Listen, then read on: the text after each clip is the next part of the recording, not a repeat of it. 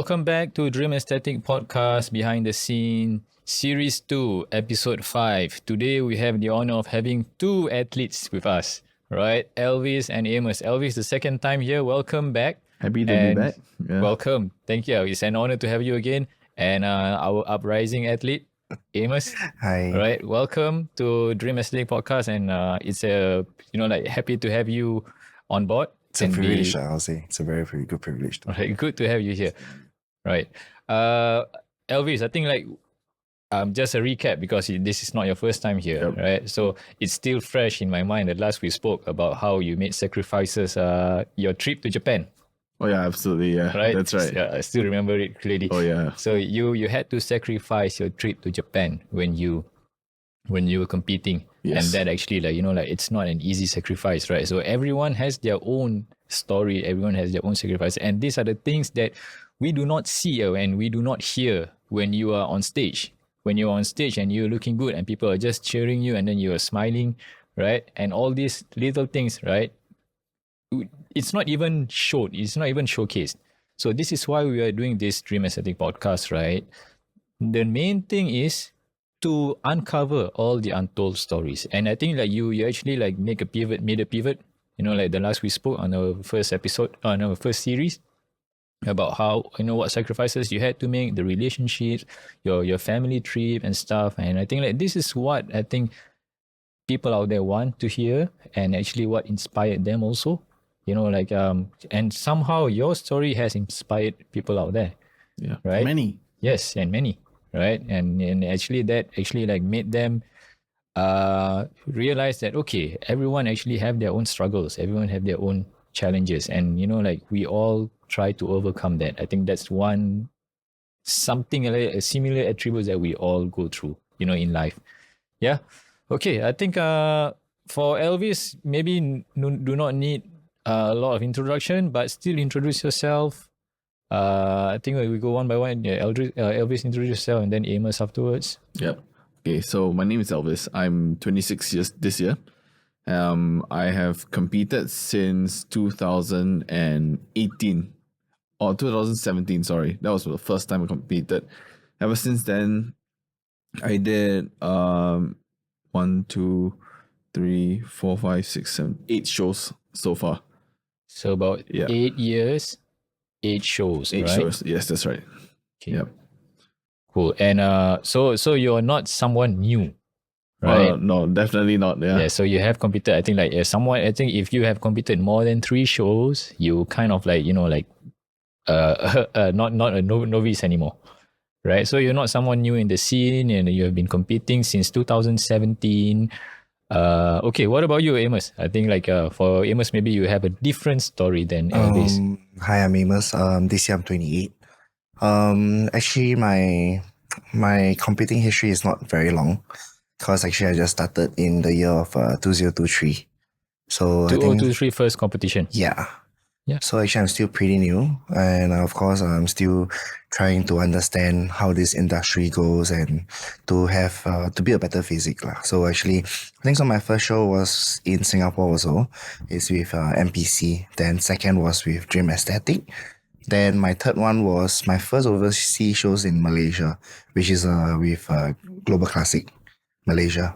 Okay, but you first competed in 2023, but you have done 4 shows. 3. Okay, 3 shows. Okay, I think that's actually quite good actually. So not really new, right? You kind of get the hang of it, what's going on, and you can kind of understand what's going on, right? Yeah, okay. But I mean, there's still quite a lot of things to learn actually from all the veterans out there, like Elvis himself. Actually, I still quite look up to him actually. For me, I've been to quite a lot of Dream Aesthetic shows as an audience. So actually, I have seen him up on stage before. And after that, when I started to know him, I even went to search his Instagram to actually see his overseas posts and everything. Yeah, even for Bennett himself, I really looked up to him also as a men's physique athlete. So actually, there's quite a lot of local idol that I have in mind, and he's one of them. That's why it's quite an honor to actually go into his interview right beside him. That's nice. That's really nice. Amos, what inspired you to pursue bodybuilding actually? Actually, I am not that kind of the slim kind body type. So actually, I was the more of the obese kind. So I started gymming like 5 years ago. So Hold not on, usually, you actually started gymming only 5 years ago? yeah. No, you don't look like it. I thought you've been training for Mm. years now. Yes. So actually, I've been gymming for 5 years, but properly gymming, only 2 years. So it's like okay. usually when the obese people when they start to go to gym, the only machine they use is only the treadmill because especially when the first gym you join is 24X. So down there they are very well known for monsters over there. So they are more of like athletes, bodybuilders over there. So it's quite intimidating for me at first. So usually my area is only the treadmill. So I'm done with my cardio and I just go back home. So you started in 24X Fitness, and I think like being like where you came from, you would actually resorted to more doing treadmill than the weights, if Yeah. I can understand. Okay. So then eventually, when I start to build some courage to actually go to the weight and machine section, so actually to then start to make a lot of new friends. So there is this friend that actually told me about it. Like, hey, you've been gymming for so long. Why don't just try to build your best self and just compete once? Give it a try. Give it a try to be on the stage. So actually, I took it very lightly lah. So Like I said, yeah, casually sure. kind of So thing. the 2 years you train, after that you plan to go for competition. So I was like, I take it like very, okay, let's go and try all. So after that, when I was on the stage, wow, it was a very different kind of feeling because Experience. how can I put it? It's like months of hard work and it's only shown on stage for like few seconds. Exactly. And Yes. for that short period of time, in a few seconds, you became like a celebrity for a moment because all you can see is just pitch black and spotlights. But you can hear people screaming for you. And I remember clearly the people that invited, they're not the screaming type. And it's like random people screaming for you, cheering for you. So this bodybuilding sport actually is very welcoming. Even though you do not have the best physique on stage, but they still, cheer for you. And, it's like stepping on stage actually, it's like you're a real winner. So, and I'm also a sore loser because actually I thought that I can take it lightly, say, okay, I'm just do this once. But eventually, I step off stage. I have many doubts and regrets, say that, wow, I could have done better. So here I am trying to you get are better. hooked. You are hooked Yeah, to correct. it. It's an right? addiction. It is an addiction. I addiction, can yeah. totally resonate to that. I'm sure Elvis. Okay, what about you? I think like you also. I think like can you remember your first competition and how did it go across your experience and stuff? Okay, so it's pretty similar in the sense where once was never enough. Yeah, but basically what happened was I started as like just this average Joe who wanted to lose weight basically. So I just started doing my 5 kilometer runs every day, and I had no concept of what hypertrophy or nutrition was at all. I just did what I saw on social media. And then I saw the results for sure. I was dropping the fat, and I saw a bit of abs. That I thought that I was really good, but I had no idea what the standard was out there.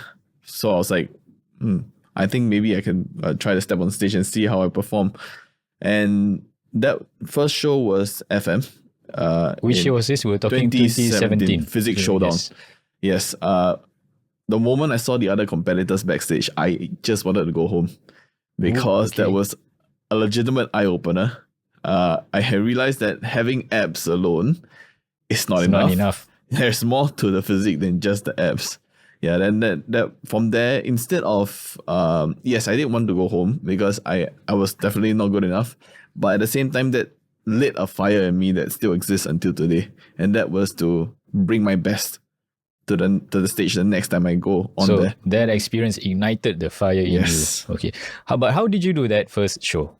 Sorry, how did Yes. last place? So it's you see, like everyone have their own humble beginnings, Yes. like not everyone just come in. Maybe because we heard some people, they first show they got third place, second place, first place, but that's not the case.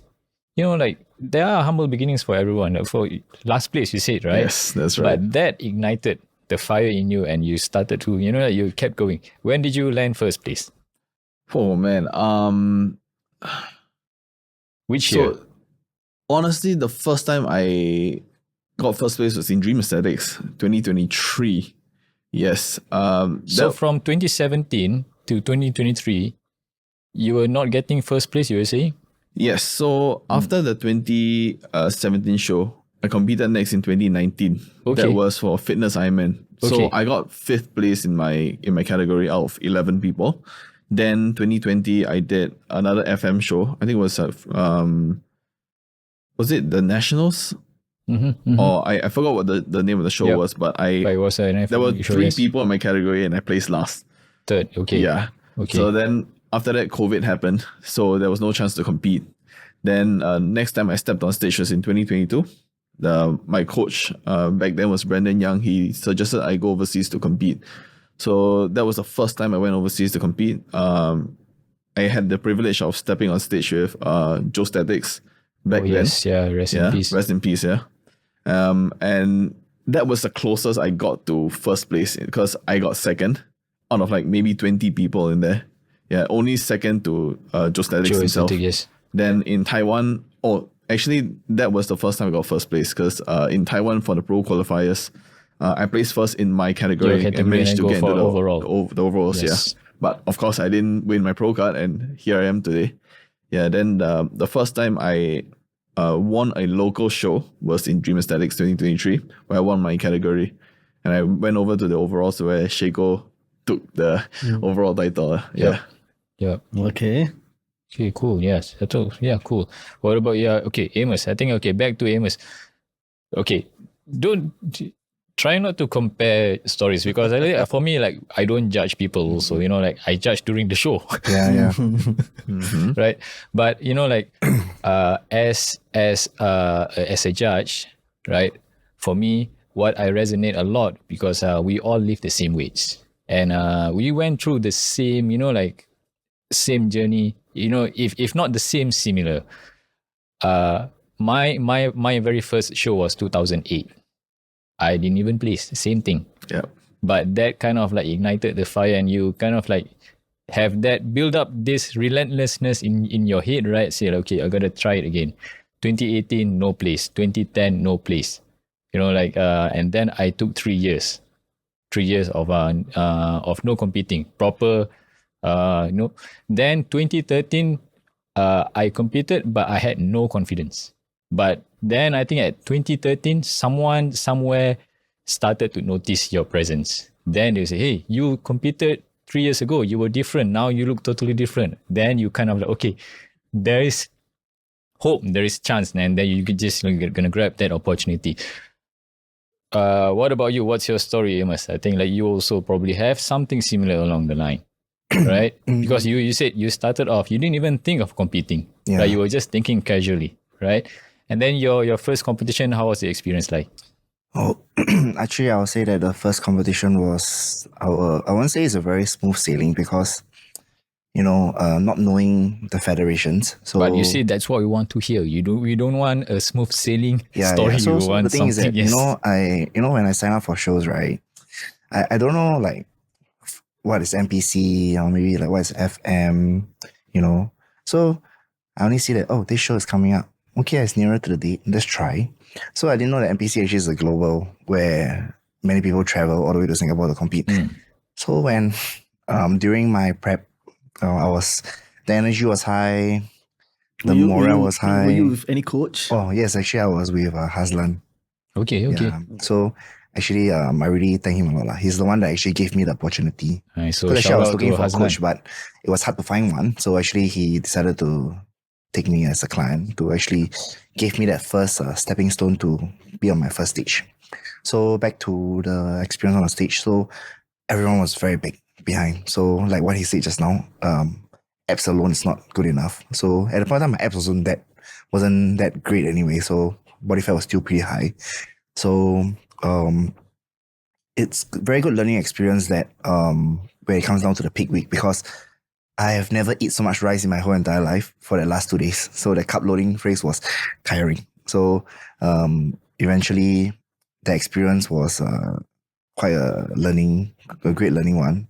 So it's also like when, the water manipulation, then like certain protocols that you do, start to load sugar towards the back of the backstage, load a lot of like chocolates, donuts, and everything when doing a backstage pump. So it's quite a lot of things, so I wish I don't really know. And at that point of time, I think So you follow everything, like eating the chocolates behind. I mean, Haslan did not do that. Did not advise that. But I mean, I watch a lot of YouTube videos. I seeing like, those pro athletes, they do that on the backstage. So I'm like questioning, how come I don't get to do that?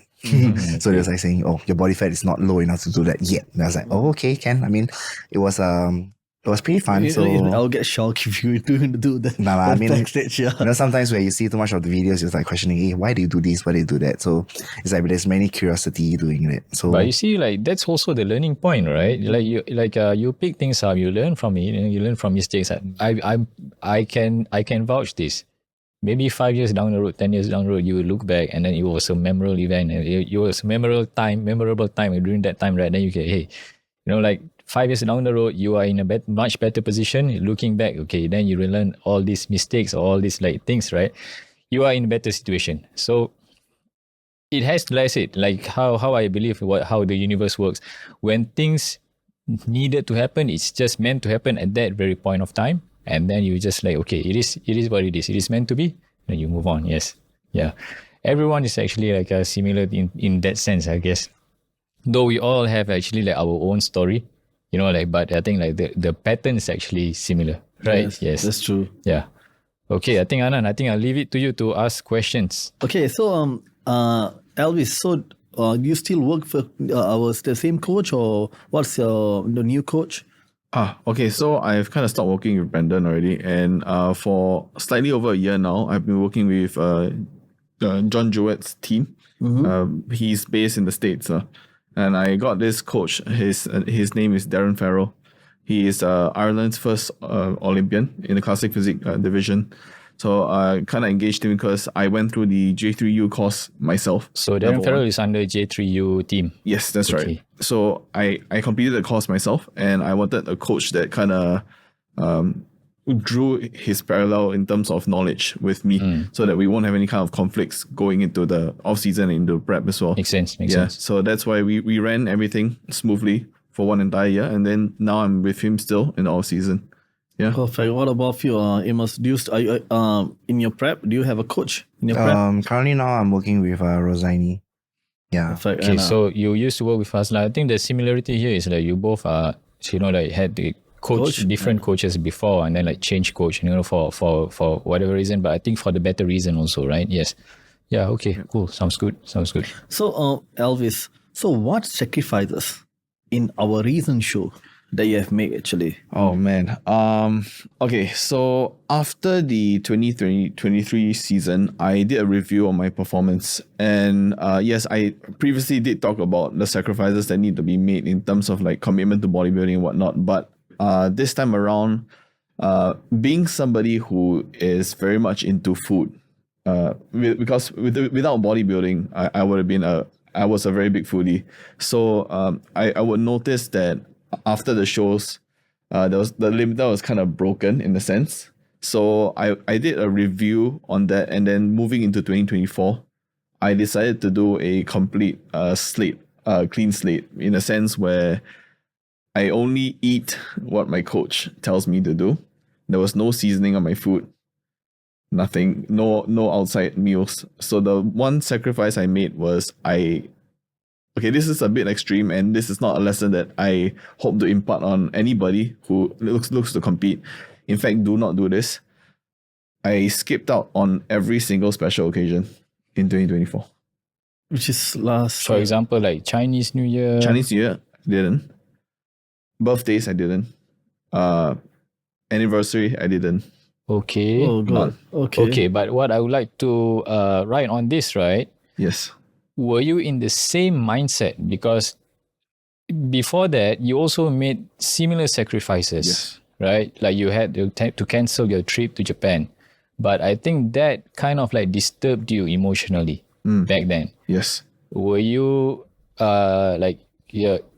did you get affected similarly, or you are probably like more stronger? Okay, so if you were to compare to back in the day, I always ask myself the question of, was I not working hard enough? What else could I have done better? And so there's always this performance review at the end of the year. Yep. What could I have done better? So I go to more extreme measures. Yep. Therefore, which led up to this very instance whereby essentially I gave up taste in food. I gave up celebrating special occasions.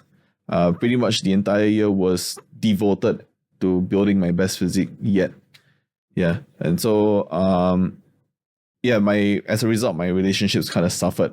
But while I was doing that, it all made sense to me. Like it was like the necessary sacrifices I had to make in order to go to the upper echelon of the sport. But why I say I wouldn't recommend this to everyone is because bodybuilding, as many of the athletes have previously said, is more of a patience sport rather than a sprint. Yes. I was kind of going in too hard, too quick. You were trying to sprint rather Yes, than essentially. Okay. I was trying to supercharge my progress, which technically I did, but at the cost of my relationships with my that's family. the price that you have to pay. Yes. I think okay. And so I did very well for my Taiwan show last year. I almost won the pro card. I almost won because I was in the first call-outs for my category, and they brought me right smack to the center for the entire comparison round. Before the last second, they swapped me out, and I eventually got third place. Okay. When I asked the audience, they did say technically I should have gotten second because the conditioning was better, but that's besides the point. But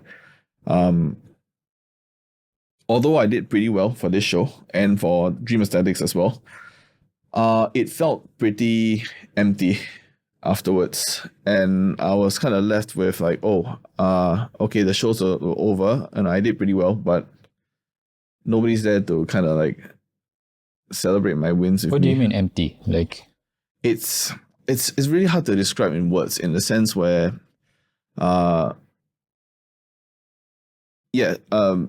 realistically I won the shows, but I had to drop everything and everyone else okay. to get to I that get goal. you. Okay. And so it's kind of like you are ascending Mount Everest with a team at first, but because you're so goal hungry, you decide to kind of just ditch everyone. And then maybe went by a yourself, friend is like stuck in the snow or something. He asked you to save him, but because you want to went reach the ahead top, instead, yes. you kind of let him go. And so maybe you did reach the peak of Mount Everest, But but then like you look back, then you realize, it's actually Nobody's all there. alone. Okay. nobody's there.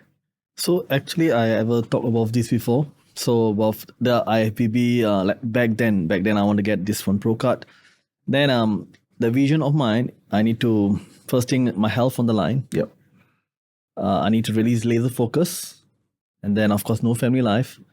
I need to be isolated from everybody. There's no social life as well. So I'm young, Yeah. and I need to do all this. So eventually I will do, and I win for sure.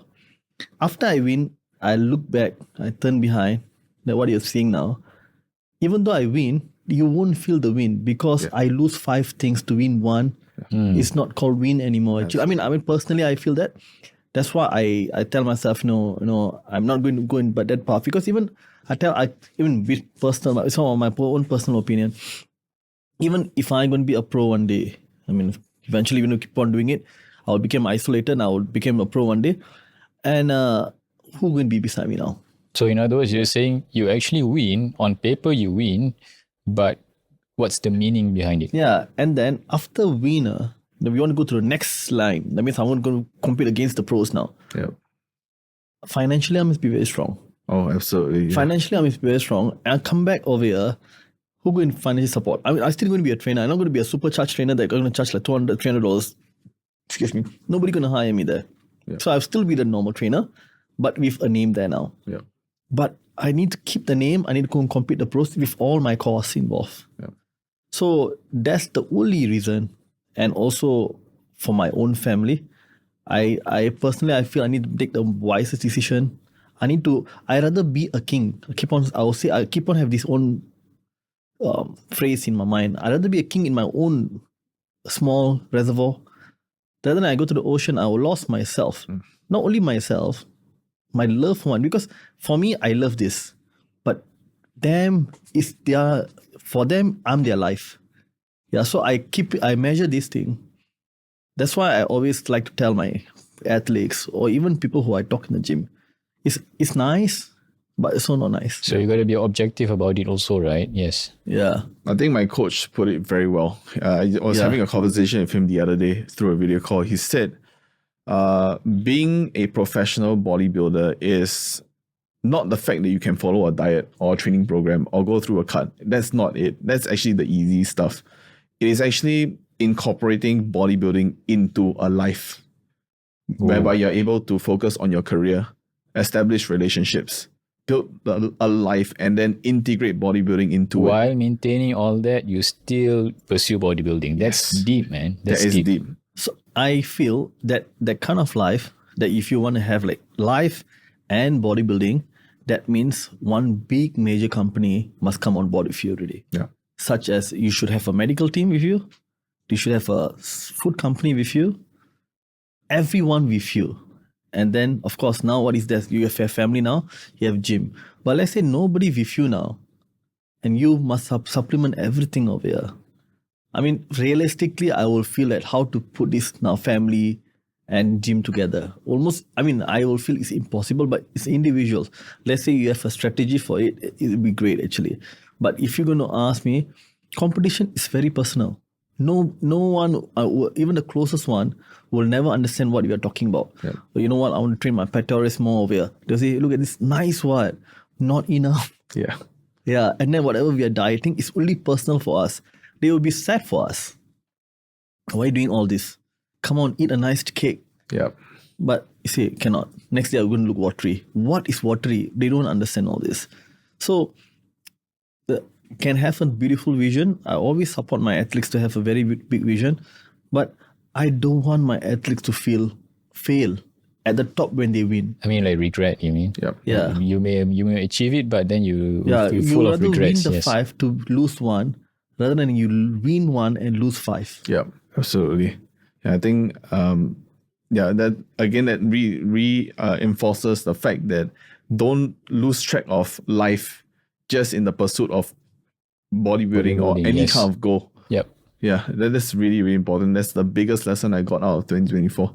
And also, as he said, like no matter how we try to explain to our loved ones, they simply will not be able to understand the full extent of it because there are a lot of subtle nuances in bodybuilding. Like be it like we say they were too watery or we don't have the right proportions, they probably won't understand because they're like, what are you talking about? You look good, man. amazing, Yeah. to compared to the average person. Yeah. I mean, recently myself, I've been very lucky to have met someone new, all right, and she's not into bodybuilding at all, and this kind of is a test for me to kind of see whether I'm able to effectively communicate. Not so much like, oh, she has to understand my process, but more so, how can I communicate my process in a way that she's able to help me? Because I think as a partner, she wants to be there for me, and that's where a lot of conflicts come in. So especially now because I'm in the off season, food is aplenty, and my mindset is as clear as day. So this is actually a really good time for me to kind of come in and tell her, hey, moving forward, I have aspirations to compete, and this is the things that you might have to expect, right? Communication, yes. Communication and comprehension of You know, what I is can being said. see myself on me last time when I tell my wife, this is what will happen to me in another 6 months' time. Yeah. Be prepared, okay? Yeah.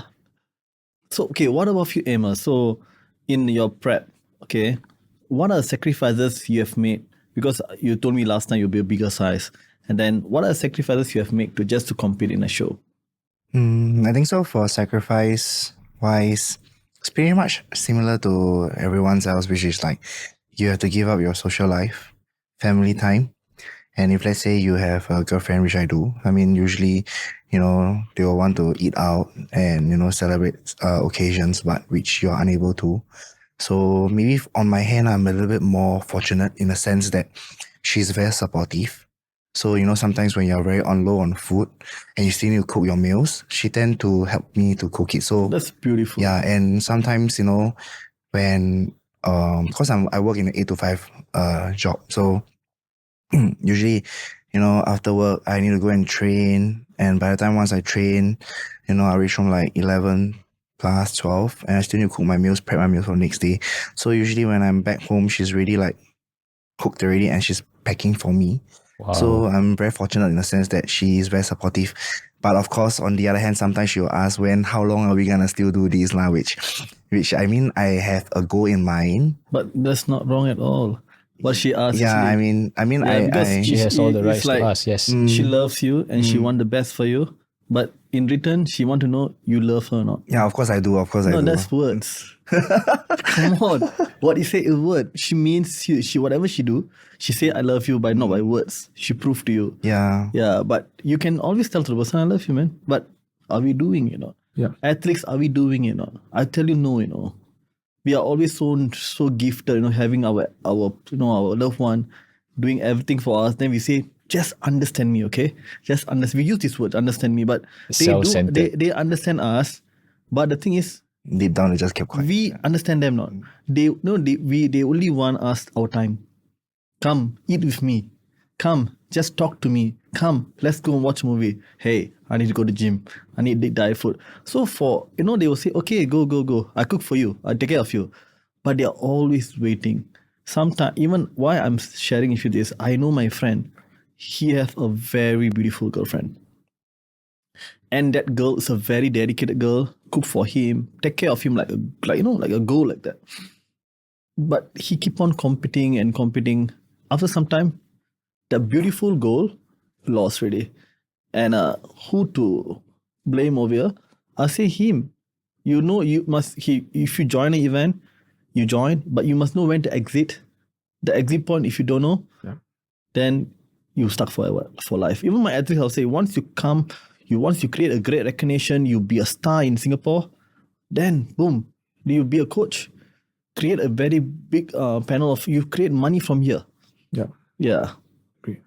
Sorry to interrupt. Then what's the sacrifice? So I mean, at the end, this exiting plan actually, this topic comes out when I was having a chat with my coach also. So actually, he also said that nobody's gonna do this forever, and I mean, eventually, it's really very taxing for your body. Yeah. I mean, even though it seems like, you have a great physique, people think, you're very healthy, but actually, no, you're pushing it to the limit. And as you can see from the news, many has shown that, life has been lost in this sport, which is very sad to hear. No, okay, what I know, back then it's minimum. Now it's a lot. Yeah. Last time it's like more like a marathon. Now it's like they are rushing for Everyone's the process. going for the sprint. Yeah. Everyone is going for sprint. And what will happen when you go sprint? Your body capacity, your heart rate only can go up to a certain period of time. Certain numbers. If you push too much, and maybe you're young, okay. But as you grow older, about time, it will trigger you up. So you can do like a marathon, but a lot of people do like sprint. That's what's happening. Which I think so comes down to where everyone's And also I losing feel it's patience. a pressure, it's a peer pressure through your friends. Hey, how? Want to join not? How? Want to go not? Yeah. What do you think of that? Yeah, in fact, just last week, somebody approached me in the gym, was saying how he admires my physique and how I did in my shows, and he was thinking of competing himself. He's never competed before. He said he wanted to join WMBF and asked should he do it. I say, I look at your physique. I think you have potential, right? But why do you want to compete? What is your why? And it's not just because I want to win a WMBF Pro card.